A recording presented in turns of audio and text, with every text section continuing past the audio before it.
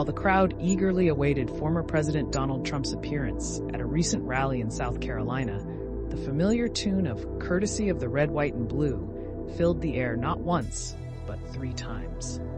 Originally written as a response to the tragic events of 9/11, this song has taken on a new meaning in today's political climate.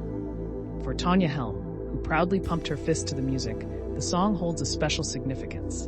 Back then, right after the Twin Towers, it didn't mean as much to me. But now, with everything that's going on in our country, it really hits home, she explained. Biden needs to go, and what better song to rally behind than Toby Keith's Red, White, and Blue. The recent passing of Toby Keith has brought renewed attention to his music, but Courtesy of the Red, White, and Blue had already found a new life in the world of MAGA-adjacent politics. It has become a staple at Trump rallies and was even played at Ron DeSantis events during his presidential campaign. This song has transcended its genre and has become widely recognized, even among non-country music fans, thanks to its powerful lyrics about defending America. "We'll put a boot in your ass, it's the American way." Some argue that "Courtesy of the Red, White, and Blue" has become a new political anthem, a bold and unapologetic counterpart to Trump's walkout music, "God Bless the USA." Originally written for USO tours as a response to the escalating military actions after 9/11, the song was specifically crafted to resonate with the brave men and women serving overseas. Nadine Hubbs, a professor of women's studies and music at the University of Michigan, explains, "It is a very specific song directed to a specific audience at a specific moment." The troops who heard Keith perform the song urged him to record it, and upon its release in 2002, it immediately sparked controversy. At the time, many Americans were concerned about the Bush administration's intentions in Iraq and feared an unnecessary and costly war.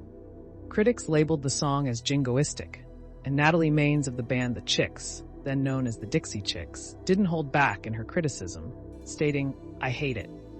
It's ignorant, and it makes country music sound ignorant. It targets an entire culture, and not just the bad people who did bad things. You've got to have some tact."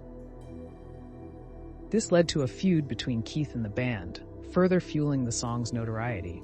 But Courtesy of the Red, White, and Blue didn't stop there. It became a defining element of Keith's persona in the years to come. He went on to record American Soldier and the Taliban song, solidifying his status as country music's patriotic champion. While there have always been patriotic country songs, Courtesy stands out for its aggressive tone.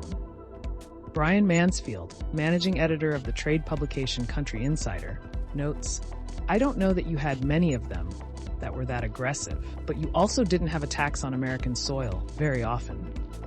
Keith's political views were complex, as he praised both Republicans and Democrats. He criticized Trump at times, but also performed at a Trump inauguration celebration. However, Keith's politics are now secondary to the impact of Courtesy of the Red, White, and Blue. It has taken on a life of its own, resonating with a crowd eager for a political battle. Cora McGrath, a rally attendee, cheered enthusiastically when the song played, explaining, "This song applies to Trump because it won't apply to Biden. He's made us weak. There's no country song that came out in support of this country talking about Biden."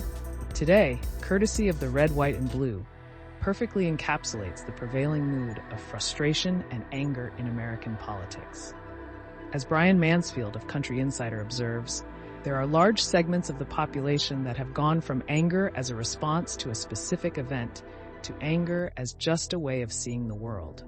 Indeed, the song's subtitle, "The Angry American," captures this sentiment. And there's a certain Trumpian defiance in embracing a song that initially sparked controversy and upset many, particularly liberals. Nadine Hubbs from the University of Michigan points out the irony of Trump using a pro-military anthem despite his own draft dodging and disrespectful comments towards Gold Star families. She remarks, "The level of disconnect is staggering." However, for staunch Trump supporters like Tanya Helm, Courtesy of the Red, White, and Blue solidifies Keith's place as one of them. "We lost a legend, and I said we lost a vote," she declares. He put it out there like he says, put a boot in their ass the American way. This powerful anthem will continue to resonate, especially as long as anger remains a driving force in American politics.